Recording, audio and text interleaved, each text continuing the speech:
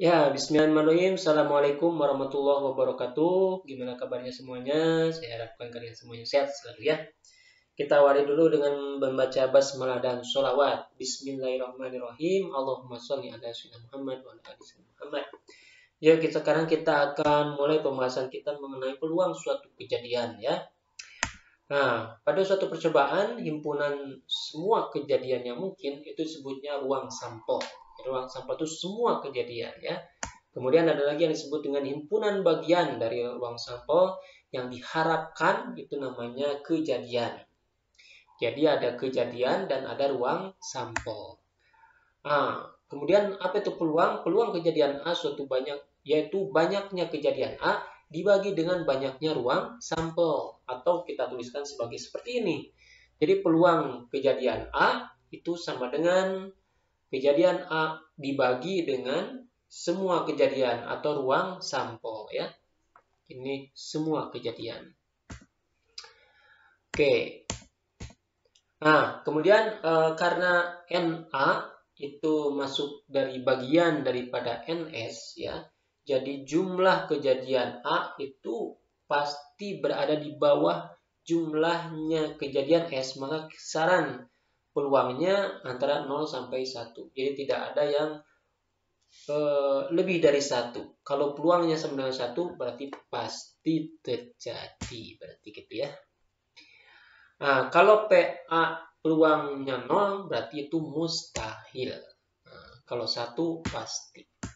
Contoh, tentukan peluang munculnya mata dadu prima pada pelemparan satu dadu sekali. Jadi pelemparannya sekali saja. Munculnya prima ya. Nah, maka kejadiannya mungkin ada angka 1, 2, 3, 4, 5, 6. Sekali lempar, shoot. Munculnya bisa 1, 2, 3, 4, 5, 6.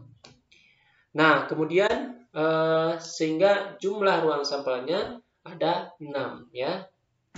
Nah, munculnya mata dadu prima kita tuliskan sebagai A misalnya. A munculnya mata dadu prima. Mata dadu prima ada 1, 2, 3, dan 5. Berarti kejadian prima ada 4 ya. Sehingga peluang munculnya bilangan prima ya itu adalah 4/6 atau sama dengan 2/3. Begitu. Fahimtum? Fahimna ya. Kemudian ada lagi yang disebut dengan frekuensi harapan. Frekuensi harapan suatu kejadian A yaitu peluang kejadian A dikalikan banyaknya percobaan. Jadi sama saja dengan peluang tapi dikali dengan banyaknya percobaan. Jadi peluang dikalikan jumlahnya percobaan ini adalah frekuensi harapan. Kita lihat contoh ya. Tentukan frekuensi harapan munculnya jumlah mata dadu 5 ya pada pelemparan 2 dadu ya sebanyak 10 kali. Jadi di sini banyaknya percobaannya adalah 10 kali ya. Kejadiannya adalah mata dadu berjumlah 5. Oke. Nah, jumlah ruang sampelnya ada 36. Kenapa 36? Karena 2 mata dadu itu, ya kalau dijumlah-jumlah, 1 tambah 1, 2. 1 tambah 2, 3. Dan seterusnya hingga 6 tambah 6, 12 ya. Semua jumlah kejadiannya ada 36. Gitu ya. Untuk satu kali lemparan ada 36 ruang sampel ya. Ruang sampelnya ada 36 kejadian. Gimana ya? Kalau jadi ada 36, ruang sampelnya ada 36 anggotanya ya.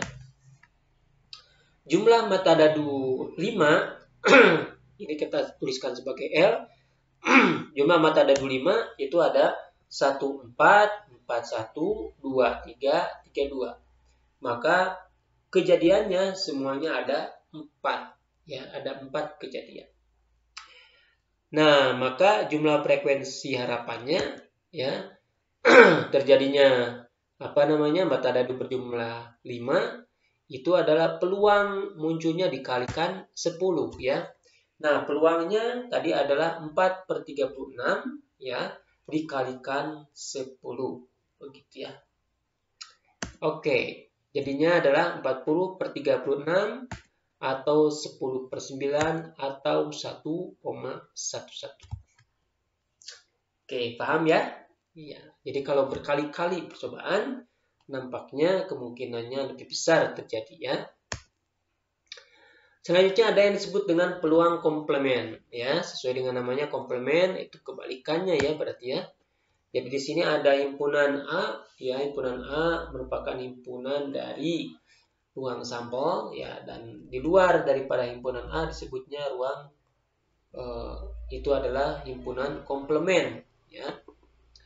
Nah, kalau kita lihat jadi jumlah kejadian A ditambah dengan yang selain A di total hasilnya adalah ruang sampel.